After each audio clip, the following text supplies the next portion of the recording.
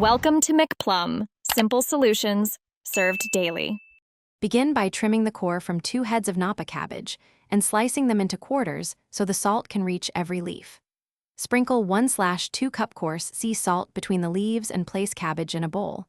Allow it to soak for 2 hours, turning every 30 minutes so salt distributes evenly.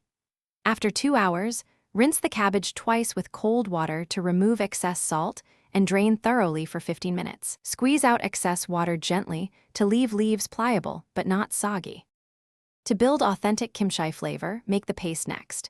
Combine 1 cup Gochugaru, Korean red pepper flakes, with 1/4 cup fish sauce and 1/4 cup sweet rice paste for body.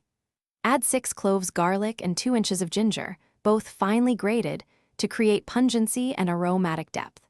Stir in 1 medium grated Asian pear and 3 chopped green onions to add natural sweetness and texture. Adjust heat by adding up to 2 tablespoons more gochugaru if you prefer. Finally, assemble and ferment. In a large bowl, combine drained cabbage with 3 cups of the prepared kimchi paste and massage thoroughly so every leaf is coated. Pack the seasoned cabbage tightly into a clean fermentation jar, leaving 1 inch of headspace.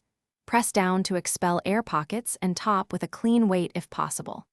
Seal loosely and ferment at 65-72 degrees F for 2-5 days, tasting daily. When the acidity and aroma fit your preference, tighten the lid and move the kimchi to the refrigerator to slow fermentation.